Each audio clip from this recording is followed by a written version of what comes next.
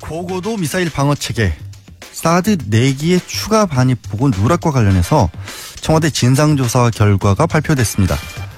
국방부 정책실장이 황교안 대통령 권한대행에게는 보고했는데 문재인 대통령에게는 보고를 하지 않은 겁니다. 비공개로 하기로 한 미국과의 약속 때문이라고 하는데요. 사드 특히 간사를 맡고 있죠. 더불어민주당 김영호 의원 연결돼 있습니다. 의원님 안녕하세요. 예, 안녕하세요. 예, 제가 방금 이제 청취자분들께 말씀드린 것처럼 이게 청와대 조사 결과가 결국에는 위승호 국방부 정책실장이 미군과 비공개하기로 약속을 했다. 그런 이유 때문에 사드 보고를 누락했고, 그런데 추가 반입 내용을 황교안 대통령 권한대행에게는 보고를 했다. 이렇게 확인이 됐지 않습니까? 이거 어떻게 보세요? 정말 이해가 안 되죠.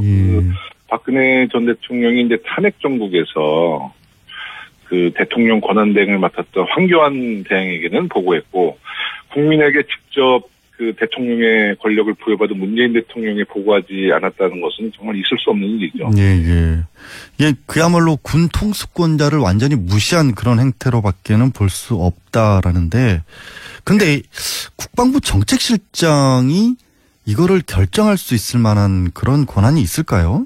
이게 청와대 발표가 조금 좀 부족한 게 아닌가 하는 생각이 드는데. 네, 뭐 청와대 발표를 이제 믿을 수밖에 없는 지금 상황이지만, 저는 이 그 보고서 누락 문제는 위승호 국방부 정책실장뿐만 아니라 몇몇 국방부 관계자들이 조직적으로 은폐했다고 저는 볼 수밖에 없어요. 예. 네네. 근데 이제 국방부 관계자들이 또 한민구 국방장관도 있고, 또 김관진 전 안보실장도 있고, 그러니까 두 사람 사이에서도 누가 주도권이 있느냐 이런 얘기도 있는데, 일단은 뭐 두 사람 다 관련이 됐다고 보시는 걸까요? 아니면? 물론입니다. 예. 국방부라는 체계가 잘 아시다시피 상명하복의 체제인데, 만약에 김관진 전 안보실장과 한민구 국방부 장관이 그 보고서 내용을 몰랐다는 것도 문제잖아요. 그렇죠. 네, 그것도 몰랐다는 것도 문제고, 알았어도 문제고요. 그러니까 이것은 매우 그 불순한 의도가 있지 않나 싶습니다. 네. 그러니까 몰랐다면 군 지휘 체계가 엉망이 됐다는 거고, 알고도 그냥 묵인했다면 역시 이것도 소극적인 집안 항명에 가까운 것이고, 그렇게 돼버리는 거, 그런 선이고. 네네. 그럼 아니, 저는 이제 의아한 게 황교안 권한대행에게 보고가 됐으면 황대행이라도 이 새 정부에 이거를 알려줬어야 하는가 하는 생각까지도 드는데. 그러니까 모든 그 사드의 도입부터 전개 과정, 배치 그 과정이 모든 과정이 처음부터 끝까지 저는 굉장히 의혹이 많다고 보거든요. 특히 그 많은 불법을 저지르면서 그 대선 2016년도 당시만 해도 2017년도 연말에 배치하겠다는 사드를 그 대선 전국, 조기 대선 전국과 맞춰서 올 4월 달에 그 알박기식으로 배치하지 않았습니까? 예. 그런 과정에 대해서 당당하지도 못하고 떳떳하지도 못했던 것이죠. 그러니까 조직적으로 이것을 은폐해서 좀 축소하려는 그런 그 입장이었던 것 같아요. 예, 알겠습니다. 네. 또 한 가지 더 놀라웠던 게 국방부가 사드 환경 영향평가를 회피하려고 이게 뭐 부지를 이상한 모양으로 쪼개서 제공을 했다. 그런 뉴스도 나왔네요. 그거 보셨습니까? 네, 맞습니다. 네, 그렇습니다. 근데 그 환경영향평가 문제는 사실 어제 오늘 일이 아니고요. 저희가 야당 시절에도 국회에서 환경영향평가 회피하지 말고 그거 당당하게 받아라. 제가 긴급현안 질문, 국회 긴급현안 질문에서도 한민국 국방부 장관께 직접 제가 질의했었거든요. 예. 그 환경영향평가를 받을 것이냐.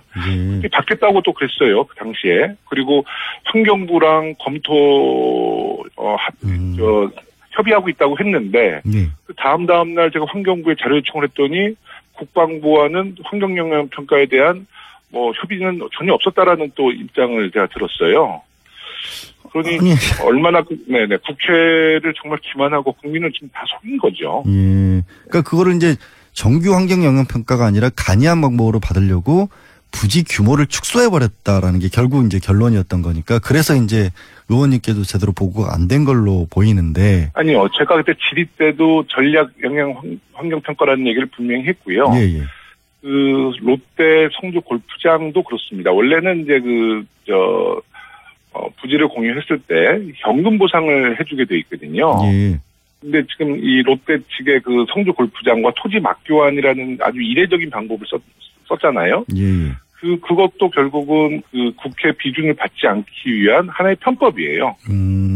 네, 지금 33방 제곱미터 그것도 소규모 환경 영향 평가를 받기 위한 하나의 편법이었거든요. 네, 그것 자체가 이미 편법이었다라는 건데 더 그러니까 모든 과정이 편법이었죠. 예.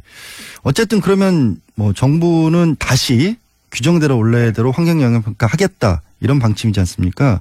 네. 그러면 그렇습니다. 이렇게 되면은 미국하고 합의된 어떤 최소한 원래 뭐 올해 12월까지 합의를 한다고 하더라도 그것조차도 이게 어그러지게 되는 상황 아닌가요? 그럼 어떻게 돼야 될까요? 네, 조금 이제 절차상의 좀 문제는 있지만 이제 이 문제는 사실 외교적인 문제보다는 우리 대통령께서 국내법 위반에 대한 것에 대한 문제 제기이기 때문에 미국에서도 저는 지금 이런 절차 과정에 대해서는 특별히 문제를 삼을 것 같지는 않아요. 왜냐하면 이제 미국이라는 나라가 민주주의가 굉장히 성숙한 나라이기 때문에 이런 민주적인 절차와 과정을 밟는다는 것은 아마 우리의 입장을 굉장히 존중해 줄 것이라고 봅니다. 그런데도 불구하고 미국 측의 일단 표현은 그냥 이해한다 정도로만 나왔거든요. 관련해서. 그러니까 이해한다는 게 외교적으로 봤었을 때는 그냥 알겠다. 뭐 좀 이렇게 딱히 뭐 지지한다 이런 또 표현은 아니다. 그래서 미국도 어쨌든 반갑게 받아들이는 상황은 아니다라는 분석들도 좀 하더라고요. 이거를.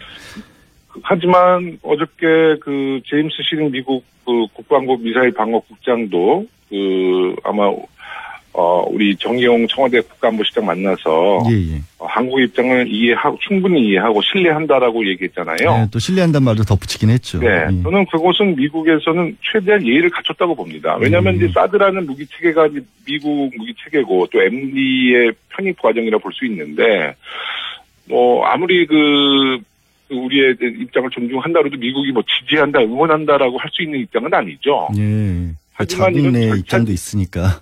그렇죠. 하지만 이제 절차적인 우리 과정을 이해하고 신뢰한다는 것은 아마 미국 입장에서는 최대한 예의를 갖추고 그런 입장인 것 같아요. 예. 아주 걱정할 부분은 아닌 것 같습니다. 예. 네.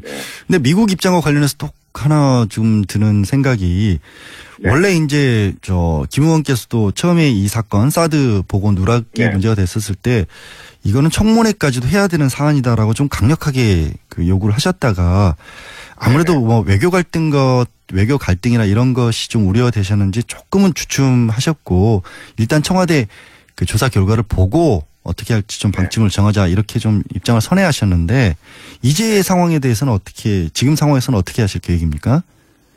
저는 절대 주춤하지 않았습니다. 주춤하지 않았고요. 예.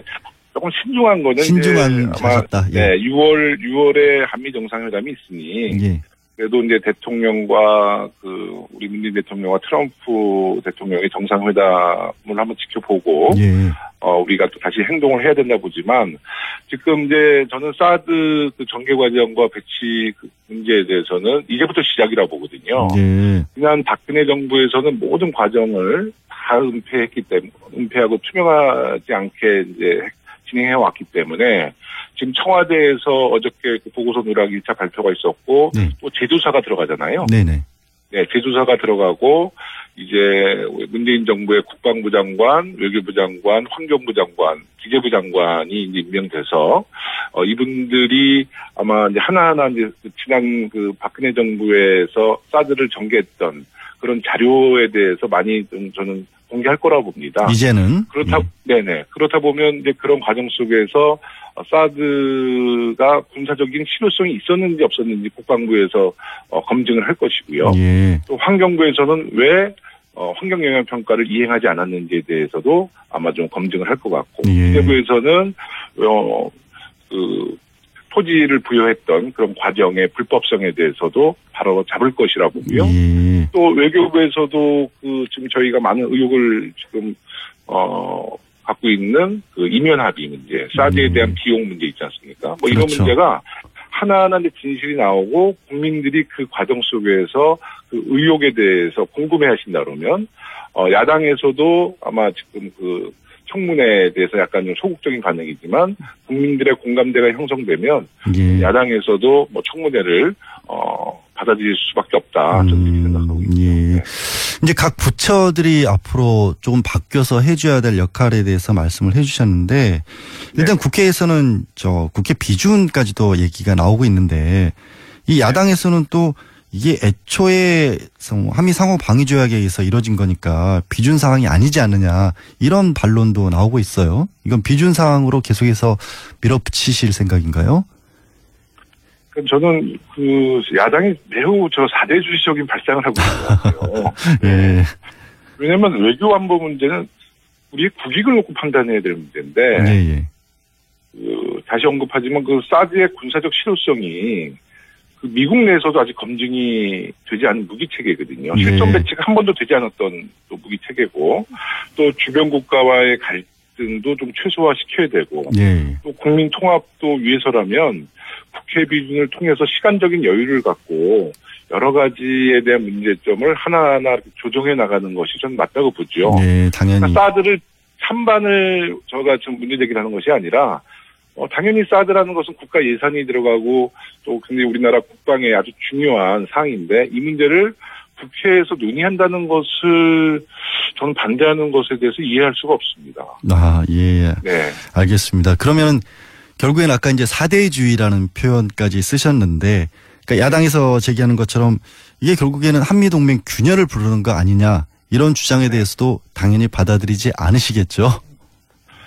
지금 저는 문재인 정부가 들어와서 한미 동맹 관계는 더 강화될 거라 보거든요. 오히려, 예. 네, 강화될 거라 보는데. 어떤 측면에서 그렇게? 지금 이제 문재인 대통령께서 분명한 것은 민주적인 절차를 밟는 문제. 그러니까 예. 사드의 전개 도입 과정에 대해서 국내법을 위반했는지 또 이것에 대해서 민주적인 절차를 밟는다는 것은 미국 대통령이나 미국 국민이 볼 때도 매우 긍정적으로 볼 겁니다. 대한민국도 민주주의가 아주 성숙한 나라구나. 예. 그리고 주권 국가인 대한민국에 대한 위상도 더 올라갈 것이고요. 예. 오히려 박근혜 정부에서 이 사드를 아주 졸속 배치하고 그런 것은 저는 미국 그 당시 오바마 정부에서도 굉장히 한국이라는 나라는 어떤 절차와 민주적인 과정이 없는 나라라고 하고 저는 아마 비아냥 가능성이 높다고 봐요. 네. 네. 오히려 한국이라는 네. 나라에 대한 신뢰도 같은 것들이 더 올라갈 수 있는 계기가 될 수 있을 것이다. 그럼요. 예, 그렇게 네네. 보시는 거군요. 그리고 문재인 대통령이 아마 정상회담 때도 많은 옵션을 가지고 네. 외교적인 상상력을 최대한 동원해서 트럼프 대통령과 아마 정상회담을 통해서 저는 양국 간의 동맹 관계는 더 강화될 수 있다라고 저는 거의 확신합니다. 저도 그렇게 되기를 바라겠습니다. 정말로 그게 훨씬 더 우리 국익을 위해서나 또 한미 관계 많은 사람들이 우려하는 부분들을 불식시킬 수 있는 진정한 의미였던 사드 배치가 될 수 있을 것 같은데요. 오늘 말씀은 여기까지 듣겠습니다. 고맙습니다. 예, 고맙습니다. 예, 지금까지 더불어민주당 김용호 의원이었습니다. 고고도 미사일 방어 체계 사드 4기의 추가 반입 보고 누락과 관련해서 청와대 진상조사 결과가 발표됐습니다. 국방부 정책실장이 황교안 대통령 권한대행에겐 보고했는데 문재인 대통령에게는 보고를 하지 않은 겁니다. 비공개로 하기로 한 미국과의 약속 때문이라고 하는데요. 사드 특히 간사를 맡고 있죠. 더불어민주당 김용호 의원 연결돼 있습니다. 의원님 안녕하세요. 예, 안녕하세요. 예, 제가 방금 이제 청취자분들께 말씀드린 것처럼 이게 청와대 조사 결과가 결국에는 위승호 국방부 정책실장이 미군과 일단은 두 사람 다 관련이 됐다고 보시는 걸까요? 아니면 물론입니다. 예. 국방부라는 체계가 잘 아시다시피 상명하복의 체제인데 만약에 김관진 전 안보실장과 한민구 국방부 장관이 그 보고서 내용을 몰랐다는 것도 문제잖아요. 그렇죠. 네, 그것도 몰랐다는 것도 문제하고 알았어도 문제고요. 그러니까 이것은 매우 불순한 의도가 있지 않나 싶습니다. 네. 그러니까 몰랐다면 군 지휘 체계가 엉망이 됐다는 거고 알고도 그냥 묵인했다면 역시 이것도 소극적인 집안 항명에 가까운 것이고 그렇게 돼버리는 거 그런 선이고. 네네. 그럼 아니 저는 이제 의아한 게 황교안 권한대행에게 보고가 됐으면 황대행이라도 이 새 정부에 이거를 알려줬어야 하는가 하는 생각까지도 드는데. 그러니까 모든 그 사드의 도입부터 전개 과정, 배치 그 과정이 모든 과정이 처음부터 끝까지 저는 굉장히 의혹이 많다고 보거든요. 특히 그 많은 불법을 저지르면서 그 대선 2016년도 당시만 해도 2017년도 연말에 배치하겠다는 사드를 그 대선 전국, 조기 대선 전국과 맞춰서 올 4월 달에 국방부 정책실장이 이거를 결정할 수 있을 만한 그런 권한이 있을까요? 이게 청와대 발표가 조금 좀 부족한 게 아닌가 하는 생각이 드는데. 네, 뭐 청와대 발표를 이제 믿을 수밖에 없는 지금 상황이지만 저는 이 그 보고서 누락 문제는 위승호 국방부 정책실장뿐만 아니라 몇몇 국방부 관계자들이 조직적으로 은폐했다고 저는 볼 수밖에 없어요. 예. 네네. 근데 이제 국방부 관계자들이 또 한민구 국방장관도 있고 또 김관진 전 안보실장도 있고 그러니까 두 사람 사이에서도 누가 주도권이 있느냐 이런 얘기도 있는데 비공개하기로 약속을 했다. 그런 이유 때문에 사드 보고를 누락했고 그런데 추가 반입 내용을 황교안 대통령 권한대행에게는 보고를 했다. 이렇게 확인이 됐지 않습니까? 이거 어떻게 보세요? 정말 이해가 안 되죠. 예. 박근혜 전 대통령이 이제 탄핵 정국에서 그 대통령 권한대행을 맡았던 황교안 대행에게는 보고했고 국민에게 직접 그 대통령의 권력을 부여받은 문재인 대통령에 보고하지 않았다는 것은 정말 있을 수 없는 일이죠. 예. 이게 그야말로 군 통수권자를 완전히 무시한 그런 행태로밖에는 볼 수 없다라는데 근데